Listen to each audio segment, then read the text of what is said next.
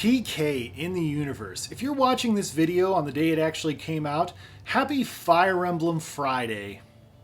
As many of you guys know, the original Fire Emblem, Shadow Dragon and the Blade of Light, is coming to the Nintendo Switch today on December 4th, 2020, for the first time English translated in North America and I'm guessing Europe as well.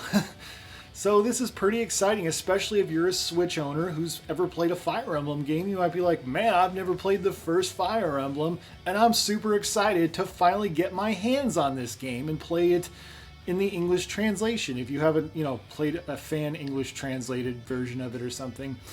But anyways, I'm really excited about this, so I wanted to talk about Fire Emblem.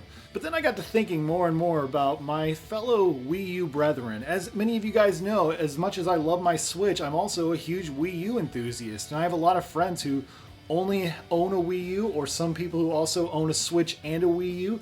And this video is actually geared towards both those groups. I'm making this video because I want to talk about the Fire Emblem games on Wii U. And I think because a lot of people who, again, only own a Wii U might feel a little left out today because, oh man, everybody's talking about Fire Emblem. I wish I could play a Fire Emblem game. Well, this video is for them, but it's also for people who maybe are coming across this video later and have played this Fire Emblem that I'm talking about on the Switch already and are like, you know what, I want to play another Fire Emblem game kind of like this. So that's what this video is being made for and who this video is catered to. So anyways, I want to talk about 3 alternatives that you could play if you aren't playing this Fire Emblem game that I'm so excited to play. So here we go. First up, I want to talk about the most obvious alternative, and that is Fire Emblem Shadow Dragon. Fire Emblem Shadow Dragon is the 11th installment in the Fire Emblem series, but it's a remake of the very first Fire Emblem, and it's a very faithful remake for the most part. Now, originally this game was on the Nintendo DS, and then was put on the Wii U.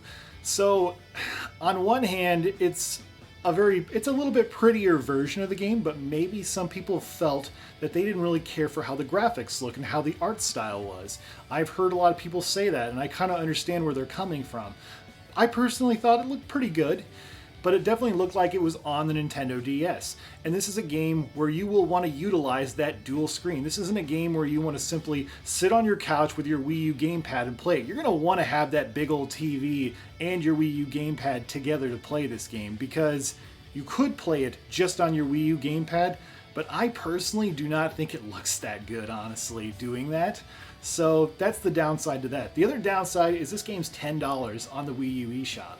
So maybe you don't want to drop $10 on that, and I understand, but I thought that was a great alternative because, again, if you're somebody who is like a Wii U only owner and are like, oh man, everybody's playing the new Fire Emblem, well, guess what? You technically could play that if you drop $10 on the Wii U eShop. So yeah, Fire Emblem Shadow Dragon is on the Wii U, and it is the same game, but obviously with a different art style. So that's a game I thought might be worth checking out.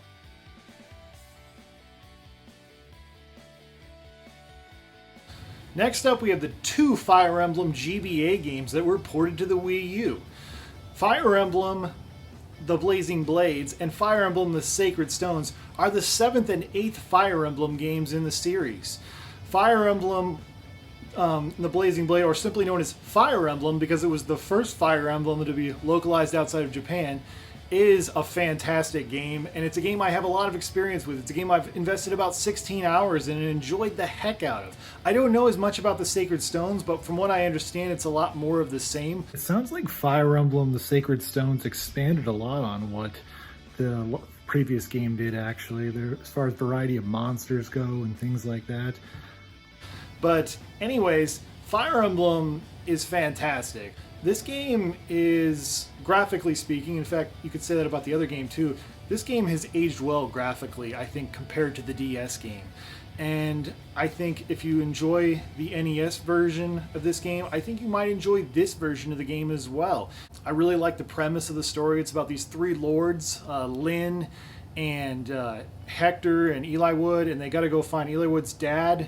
One thing I did not know about any of the Fire Emblem games, because this was my first experience playing any Fire Emblem, was about permadeaths.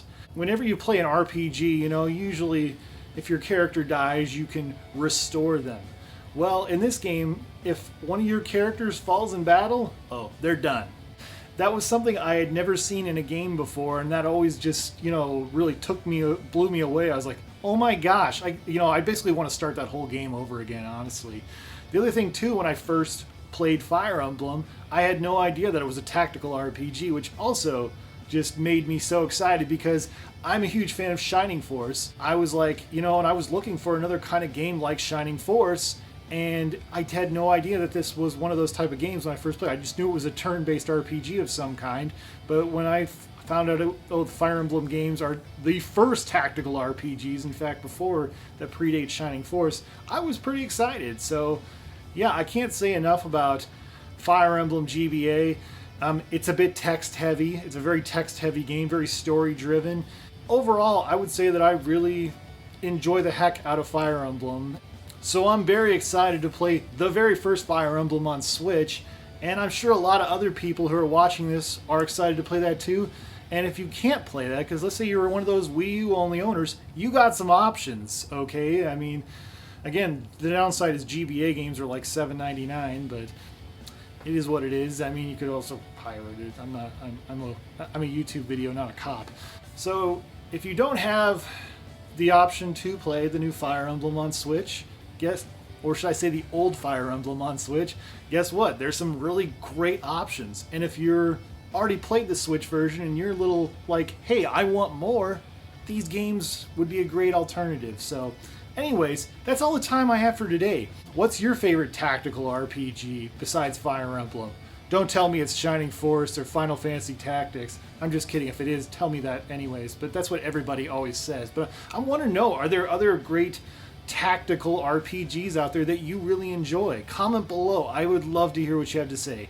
Thank you guys so much for watching, and stay awesome in this universe. Thanks. Bye.